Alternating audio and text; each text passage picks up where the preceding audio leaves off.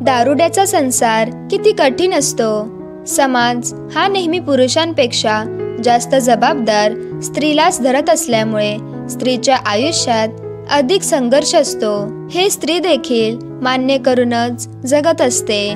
विशेष म्हणजे तिचा नवरा बेजबाबदारपणे वागत असेल तर स्त्रीला अजून बरंच काही सहन करावं लागतं। नवरा जर दारुडा असेल तर तिच्या जीवनातला संघर्ष हा 5वीलाच पुजलेला असतो हे वेगळे सांगण्याची आवश्यकता नाही। याची अनेक उदाहरणे आपण आसपास पाहतोच। असंच एकदा पुण्याहून अहमदनगरला एसटीने प्रवास करत असताना दारुड्या नवऱ्याच्या वागणुकीला कंटाळून हतबल झाल्याची स्त्री मी एसटीत पाहिली।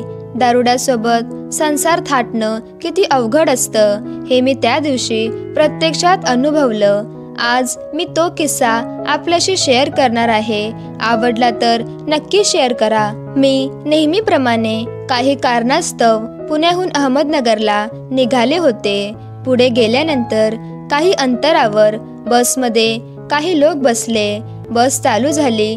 3 ते 4 किलोमीटर गेल्यावर बस चालकाने जोरात ब्रेक दाबल्यामुळे बस जागीच थांबली।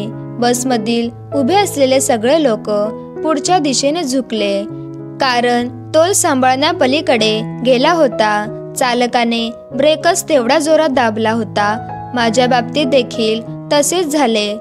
माझ्याजवळ एक वयोवृद्ध व्यक्ती उभी होती। ती वयोवृद्ध असल्याने मी माझी जागा त्या व्यक्तीला देऊन मी उभी राहिले। त्यामुळे मी देखील पुढच्या दिशेने झुकले। मला देखील माझा तोल सांभाळता आला नाही।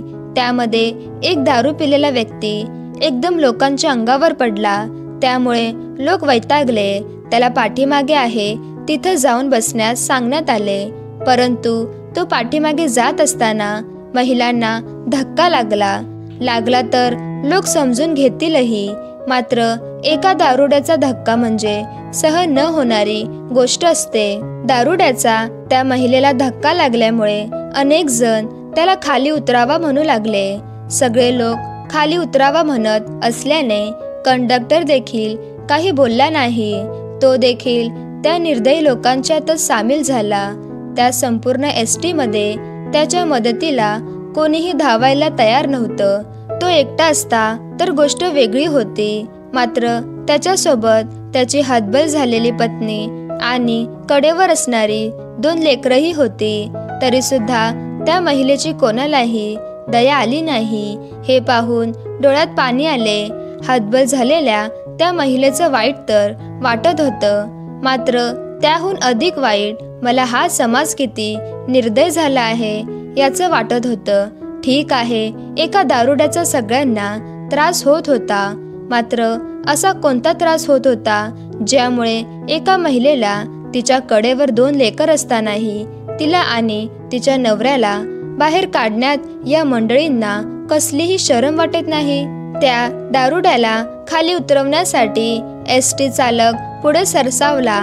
आपल्याला भर रस्त्यात उतरवणार या भीतीने त्या महिलेने विनवणी चालू केली, अहो नका ना उतरवू आम्हाला पुढे जायचं आहे। मी भाऊबीजेला माहेरी चालली आहे।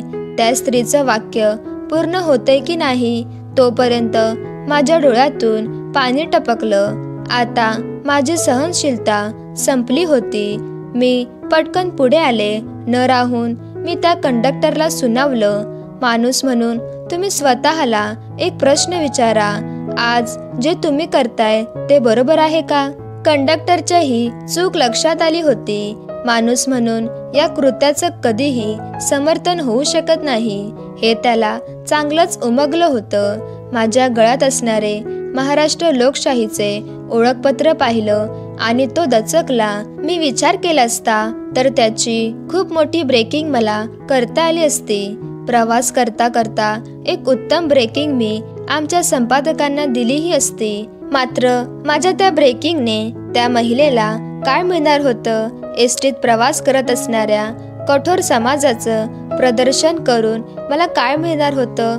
अशा असंख्य प्रश्नांची उत्तरे माझ्याकडे नव्हती। समाजाचा एक भाग म्हणून मी देखील त्या दिवशी पराभूत झाले होते।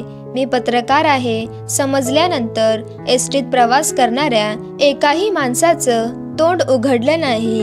त्या महिलेला बसण्यासाठी अनेक जण जागा देण्यासाठी पुढे सरसावले. ती स्त्री आपल्या 2 लेकरांना घेऊन बाकावर बसली.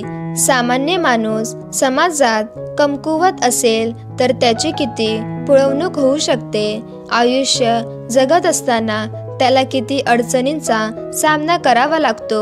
मी त्या दिवशी प्रत्यक्षात अनुभवलं. आयुष्यात एखाद्या महिलेला सन्मानाने वागवायला येत नसेल तर माणूस म्हणून जगण्याचा तुम्हाला कोणताही अधिकार नाही याची एकीकडे मला जाणीव होत होती. मात्र त्याच वेळी दुसरीकडे हा समाज देखील किती निर्दयी आहे याचे देखील दर्शन होत होतं. लग्ना अगोदर त्या स्त्रीने नको नको ती स्वप्ने रंगवली असतील, मात्र लग्नानंतर तिच्या पदरात हे कुठल्या जन्माचं पाप पडलं होतं याचा विचार देखील तिच्या मनात येत नसेल. एवढं दुःखच तिच्या डोक्यावर येऊन बसलं होतं तर याच समाजाच्या भीतीने ती आपल्या संसाराचा मोडका तोडका गाडा हाकत पुढे चालवत होती. माझ्यामुळे ती एसटीत बसली होती असं तिला वाटल्याने तिने मला हात जोडले आणि रडू लागली. मात्र या गोष्टीचं कौतुक वाटावा की शरम वाटावी हा विचार मी तुमच्यावर सोपवून देते. तर मित्रांनो, जर तुम्हाला गोष्ट आवडली तर गोष्टीला लाईक करा आणि चॅनलला सबस्क्राईब करा.